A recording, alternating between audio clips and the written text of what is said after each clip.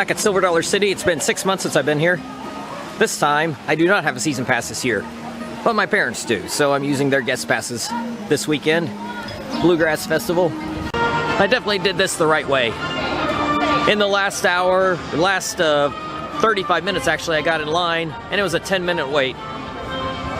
Line really clears out in the last hour, it seems. At least it did today. With the updated audio and visual theming, that makes it an improvement for sure. I definitely played this the right way. Got here at 5:25. Got 4 rides in the last basically half hour.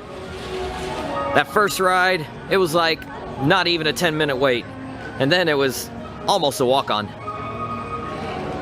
And this had over an hour line earlier in the afternoon, so come here at the end of the day. That seems to be the way to do it. A lot of people will run here first thing in the morning, and that could work, but so many people do it that unless you're at the very front of the crowd, it may not work for you.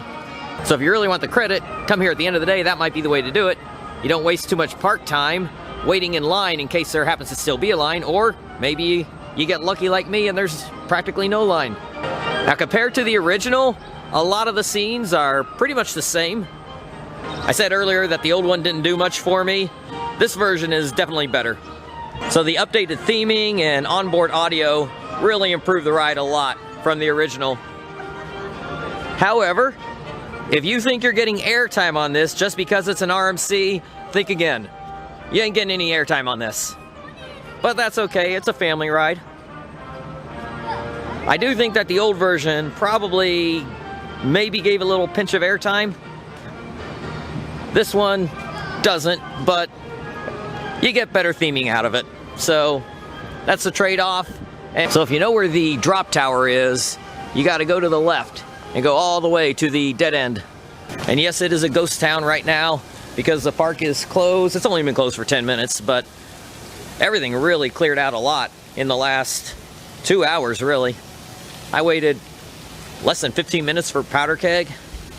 About that time for, it's about 15 minutes for Outlaw Run, because it's on one train, of course.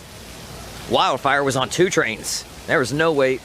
I didn't think I'd be doing much riding today, but I still got 10 coaster rides. Went to a few shows. Of course, the Bluegrass Festival's going on. So very happy with the park visit. And if you're wondering, yeah, I said I used my parents' guest passes today. Well, they've already gone back to the hotel. They might get here at opening, but they don't stay till close. I always do. Just stopped in for a few hours here on Saturday.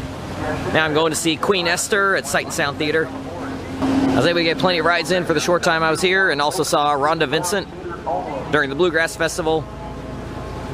Highly recommend seeing Rhonda Vincent if you happen to be here when she's here. Now she's only here for 1 weekend during the Bluegrass Festival, but check it out next year. Probably going to be at Mother's Day again.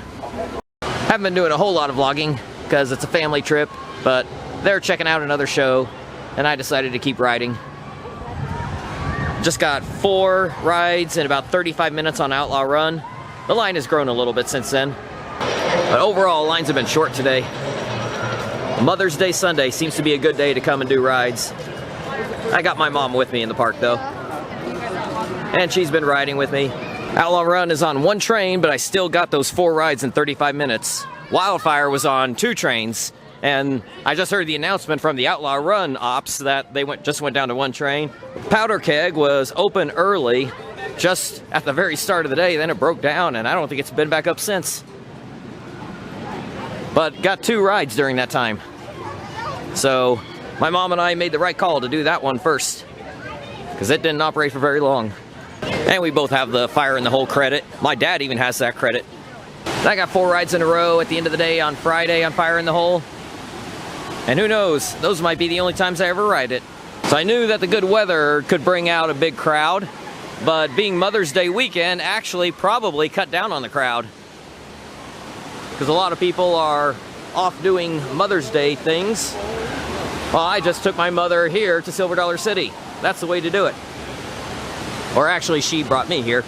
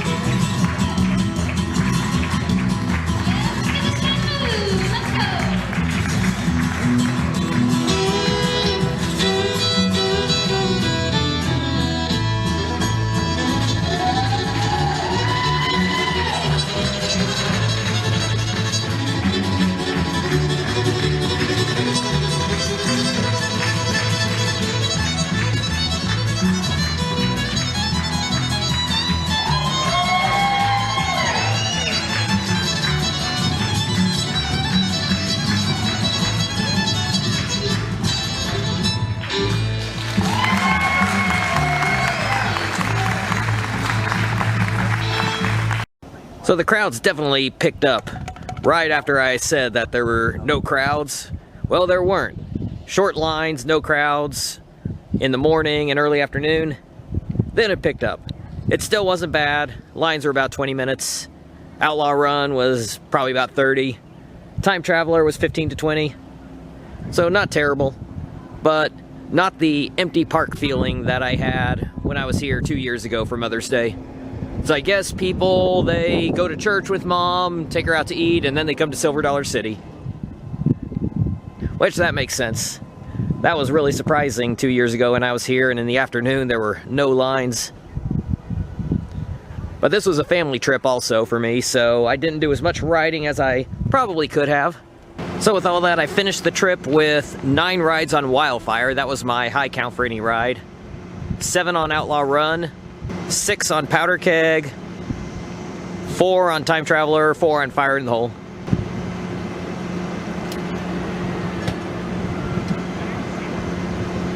When you clear, Neil, track 2. Let's go to Kid Base and have a barbecue. So I would say if you come on Mother's Day, come early at opening. Morning, early afternoon, get a lot of rides in, then the crowds arrive. Still, might not be as busy as a normal Sunday, really. I've never really had big crowds on Sundays here, not usually. Looks like Powder Keg's up and running again. It was down for a while.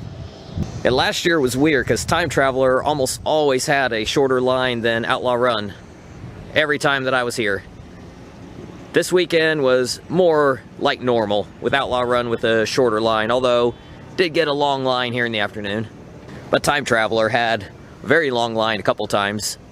But that'll be it from Silver Dollar City for this trip and possibly for the year. I don't have a season pass this year, so I'm not sure if I'll be back later in the year or not. But if not, next time I'll be here will probably be about a year from now for next year's Bluegrass Festival.